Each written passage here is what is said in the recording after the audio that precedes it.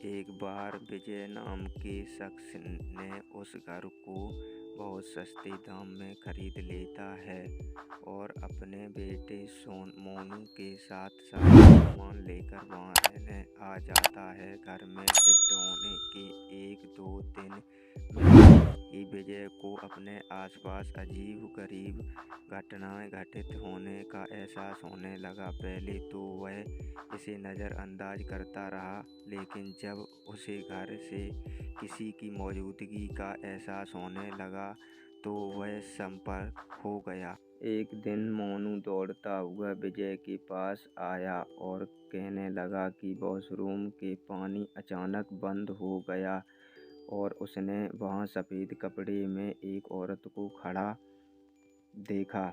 इतना कहते कहते मोनू अचानक चुप हो गया और विजय की ओर उंगली दिखाते हुए कहने लगा, पापा, वो औरत आपके पीछे खड़ी है। इतना कहकर मोनू ने डर से चीखने लगा। विजय मोनू को गोद में उठाकर वही वक्त घर से बाहर निकल गया। मोनू बहुत सहम गया था, तो उसका डर भगाने के लिए विजय ने उसके लिए एक कुत्ता खरीदा और उसे साथ लेकर तीनों घर वापस आ गए।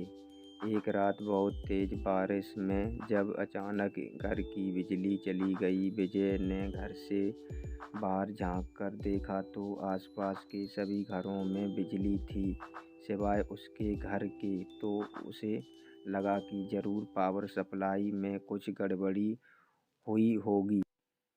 इतने में विजय को मोनू के जोर से चीखने की आवाज़ आती है। विजय दौड़ता हुआ टॉर्च लेकर उसके पास जाता है। मोनू को दोबारा से घर में वह औरत दिखाई देती है। मोनू को सहमा देखकर विजय उसे अपने साथ बिजली ठीक करने के लिए पावर हाउस ले जाता है। उसका कुत्ता भी यहाँ वहाँ देखते हुए जोर जोर से भौंकने लगता है। विजय को आभास हो जाता है कि कोई उनके पीछे आ रहा है। पावर हाउस का दरवाज़ा खोलते ही विजय को सामने एक लाश दिखाई देती है। लाश देखकर मोनू भी डर के मारे चिल्लाने लगता है। विजय को अपने बेटे को लेकर तुरंत दरवाज़ा खोलकर घर से बाहर भागने की कोशिश कर लगता है। घर से बाहर निकलते हुए अचानक विजय का पाँव दरवाजे के पास बनी लकड़ियों की सीढ़ियों से फंस जाता है और बहुत कोशिश करने पर भी वह पाँव बाहर नहीं निकाल पाता है।